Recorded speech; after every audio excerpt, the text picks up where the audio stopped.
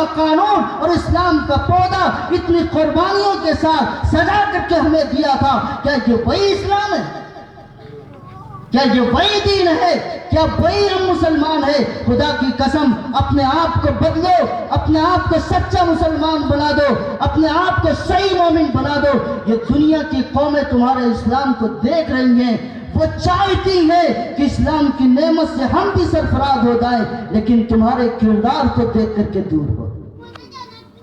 اگر وہ بٹے ہیں، وہ کہتے ہیں کہ اگر ہمارے یہاں ذات پات ہے، چھوت چھات ہے، تو ان کے یہاں کہاں کم؟ کوئی سائیں برادری کا ہے، چھوٹی برادری ہے، میں کس قرآن کی آیت نے بیان کیا، کس نبی کی حدیث نے بیان کیا؟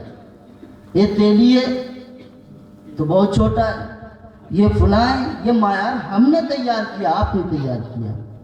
اور ہندوستان کی تہذیب جو یہاں پر ہمارے ہندو بھائی رہتے ہیں، ان کے ہاں معیار ہے، ان کے ہاں ہے معیار۔ اور جو ہم وہ بات نہیں کہنا چاہتے، ایران سے کچھ لوگ آئے تھے، ایران سے آئے تھے اسی لیے، وہ معیار طے کرنے کے لیے کہ کس کو کیا کرنا ہے۔ کسی کو چپل دے دیا تو میں چپل لے کے رگڑنا ہے، کسی کو ہل دے دیا تو میں کھیت میں جانا ہے، کسی کو کہیں پہنچا دیا اور سب کی برادری بنا دی، اور آج بھی وہ بادشاہ بنے گئے۔ وہ بات ہم کہنا نہیں چاہتے تھے، تو یہودی آئے، دامن اپنا بدلا اور سارا کردار بنا دیا۔ وہ ساری تہذیبیں ہم نے اپنے اندر جمع کر لی، ہم نے اپنے اندر تیار کر لی۔ اس لیے میرا دیدو، اس لیے قومیت کے نام پر اور اسی طرح الیکشن کے حالات کے تناظر پر اور اسی طرح تمام وہ سب چیزیں جو فرقہ وارانہ ہو، ان سب سے بچو۔ ہمارا نبی ایک ہے، ہمارا دین ایک ہے، ہمارا کعبہ ایک ہے، اور ہمارا دستور اور قانون جو محمد رسول اللہ صلی اللہ علیہ وسلم دے کے آئے وہ ایک ہے۔ ہم کیسے الگ ہو سکتے ہیں؟ اس لیے میرا عزیزو، قرآن کریم نے بڑا اچھا نسخہ بیان کیا ہے۔ میں نے تو یہ سب وہ چیزیں بیان کر دی نا جو مرض ہے، یہ مرض ہے، ہم نے بیان کر دی۔ اخیر میں ایک اشارہ بتا رہا ہوں۔ ترکی دارالخلافت تھا مسلمانوں کا،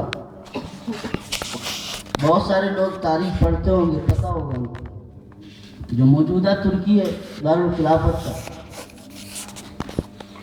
اتنی بڑی طاقت تھی کہ دنیا کے کسی ملک کو ہمت نہیں تھی کہ عالم اسلام کے خلاف ایک لفظ کیا اس کی طرف گندی نگاہ اٹھا کے دے۔ اور پھر جب قوموں پر عروج اور زوال آتا ہے تو ایسے ہی حالات بنا کرتے ہیں۔ عرب اور ترکی، ان دونوں ملکوں کے درمیان میں یہاں کے رہنے والوں کو علاقے کے نام پر لڑا دیا گیا کہ تم عربی ہو، تم بڑے اچھے ہو، اور یہ ترکی ہیں۔ یہاں تک کہ حالات اتنے تبدیل ہوئے، خدا کی قسم، جو ترکی عالم اسلام ایک شیر تھا اور پورے عالم اسلام پر اور پوری دنیا پر اپنا رعب رکھتا تھا، وہ ٹکڑوں ٹکڑوں میں تقسیم ہو گیا۔ آج جب وہ ٹکڑے ٹکڑے بن گئے تو میرا عزیزو، جب تک یہ متحد تھے دنیا کی کوئی طاقت ان پر آنکھ اٹھانے والی نہیں تھی۔ آج جب یہ ٹکڑے ٹکڑے ہو گئے تو کبھی عراق جل رہا ہے، کبھی فلسطین جل رہا ہے، کبھی شام جل رہا ہے، کبھی مصر جل رہا ہے، کبھی کوئی جل رہا ہے۔ کوئی چیخنے اور پکارنے پر نہیں دوڑتا، کوئی نہیں جاتا کہ وہاں کی معصوم بچوں کو اور ماؤں کے آنکھوں کے آنسوؤں کو سنبھال سکے۔ کبھی علاقوں کے نام پر ہمیں بانٹ دیا جاتا ہے، کبھی کسی انداز پہ بانٹ دیا جاتا ہے۔ اس لیے میرا عزیزو، یہاں اس ملک کے اندر جہاں پہ ہم آباد ہیں، یہ ہمارا ملک ہے، یہیں پہ حضرت آدم علیہ السلام تشریف لائے تھے، یہ ہمارا ملک ہے، یہاں پہ سب سے پہلے اسلام آیا تھا، اور یہی ملک ہے جہاں پہ اسلام پھیلا تھا، یہی ملک ہے جہاں کی سرحدوں تک حضرات صحابہ کرام نے اسلام کی ہوا پھیلائی تھی۔ اس ملک کے اندر جو قومیں آباد ہیں وہ اس بات کی متلاشی ہیں کہ قومیت اور ذات پات اور چھوت چھات جس قوم کے اندر اور جس مذہب کے اندر ختم ہو, ہم اس مذہب کا دامن تھام لیں. وہ پریشان ہے لیکن ہم اپنے اندر پریشان ہیں, ہم اپنے اندر پریشان ہیں. دل ہما داغ داغ شد پمبا کجا کجانا, کتنے زخم ہیں جن کو کریدتا چلا جاؤں اور آپ کو درد کا احساس ہوتا چلا جاؤں. اس لیے میرا عزیزوں اور بزرگوں دوستو, قرآن نے 2 اصول بیان کیے. واتقوا اللہ حق تقاتہ, پہلا کام یہ ہے کہ اگر اتحاد رکھنا ہے, واتقوا اللہ حق تقاتہ, سب سے پہلا یہ ہے کہ جو خدا سے ڈرنے کا حق ہے اس معیار پر اتر جاؤ. واتقوا اللہ حق تقاتہ, یہاں تک کہ اللہ کے نبی حضرت محمد رسول اللہ صلی اللہ علیہ وسلم ارشاد فرماتے ہیں کہ تقوی کا معیار کیا ہے. یہاں بیان کیا کہ جتنی قوت ہو, جتنی تمہارے اندر تقوی کی طاقت ہو, اس معیار پر ہی ڈرو. پہلا کام تقوی, واتقوا اللہ حق تقاتہ. جب تقوی اختیار کرو گے تو کسی سے لڑو گے نہیں, کسی سے زبان سے بدزبانی نہیں ہوگی, ہاتھ پیر نہیں اٹھیں گے اور کسی کے خلاف نہیں اٹھو گے. ہر وقت اللہ کا ڈر اور خوف تمہارے سامنے رہے گا. واتقوا اللہ حق تقاتہ, اور جب ڈر اور خوف رہے گا تو تم اسلام کے اس بنیاد پر اور اسلام کے ان حالات پر ہمیشہ گامزن رہو گے. اور جب تقوی کا یہ معاملہ ہوگا تو یاد رکھیے اللہ کے نبی نے فرمایا, کیا فرمایا, کما تحیون تمیتون, جیسی زندگی گزارو گے اسی پر موت بھی واقع. تقوی کا یہ معیار ہے کہ اگر تم نے اپنی زندگی کے اندر اللہ کی رضا والے اعمال کیے اور دین سے اپنا تعلق رکھا تو تمہاری موت بھی اسی پر واقع ہے. اور فرمایا تمیتون کما تحشرون, اللہ کے نبی فرماتے ہیں جس طرح تمہاری موت واقع ہوگی کل قبر میں اسی انداز پر اٹھایا جاؤ. کیا گارنٹی ہے کہ جس محلے کے اندر اور جس مسجد کے اندر ہم جنازہ پڑھ رہے ہیں یا جنازہ اٹھا رہے ہیں, اسے آخر وقت میں اللہ کا کلمہ نصیب ہوا تھا کہ نہیں نصیب ہوا؟ کیا گارنٹی,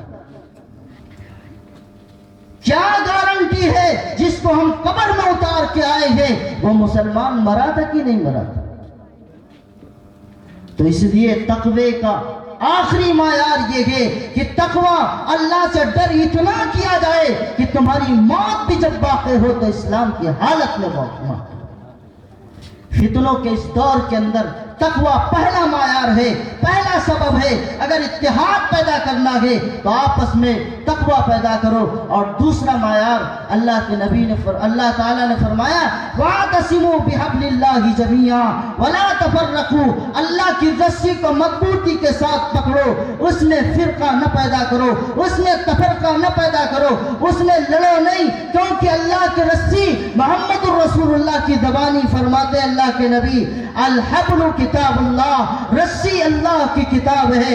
وَدُّوا مِنَ السَّمَاءِ إِلَى الْأَرْضِ, وہ زمین سے آسمان تک پھیلی ہوئی ہے. اللہ کی کتاب پر اس دھرتی پر آپ عمل کریں گے عرش تک اس کا سلسلہ رہے گا, اور جو عرش تک سلسلہ رہے گا اللہ سے ڈرنے والا رہے گا, اس معیار پر رہے گا, اس کے اندر تفرقہ نہیں آ سکتا, اس میں آپس میں حسد نہیں آ سکتا, بغض نہیں آ سکتا, آپس میں ایک دوسرے سے نفرت نہیں پیدا ہو سکتی ہے, بلکہ آپس میں ایک دوسرے سے محبت پیدا ہوگی. اور محبت کا معیار وہی ہوگا جو محمد رسول اللہ کے صحابہ نے کر کے دکھایا تھا. اور صحابہ نے کس انداز پہ دکھایا تھا, آخری نمونہ آپ کے سامنے پیش کرتا ہوں. حضرت عثمان غنی کو مکہ بھیجا گیا, خبر مشہور ہو گئی کہ عثمان کو قتل کیا گیا.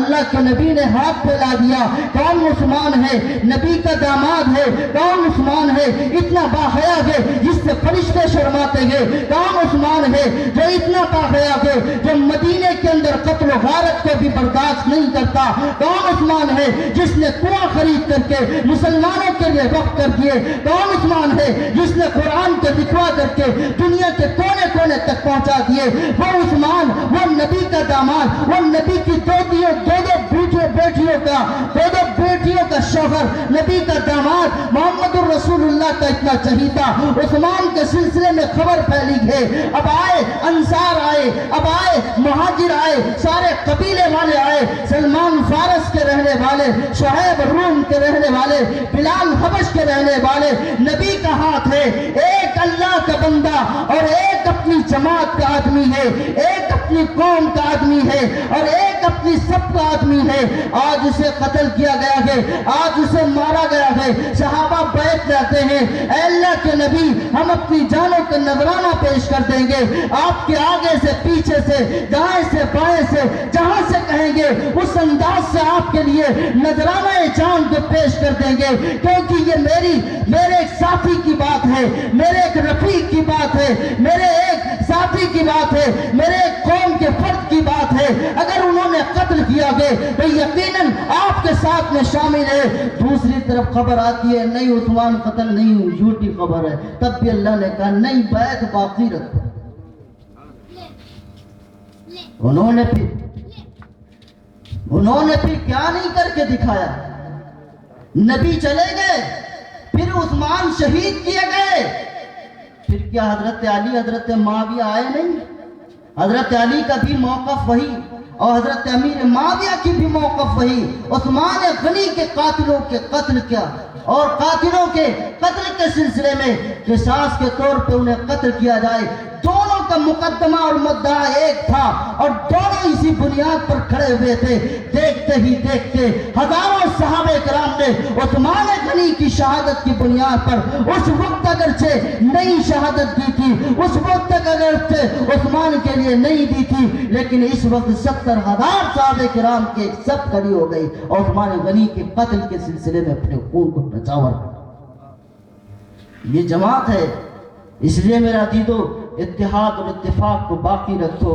ہر قوم اس کو پسند کرتی ہے، ہر مذہب پسند کرتا ہے، اللہ خود پسند کرتا ہے، اسی لیے اللہ نے کہا کلکم بنی آدم، تم سب کے سب آدم کی اولاد ہو۔ میرا عزیزو اتحاد بہت اچھی اور بہت اہم چیز ہے جسے ہمیں اسلام کے ارکان سے سمجھنا چاہیے، اسلام کے قانون سے سمجھنا چاہیے۔ حی علی الصلاۃ، حی علی الفلاح مؤذن صبح سے لے کر کے شام تک آواز دیتا ہے۔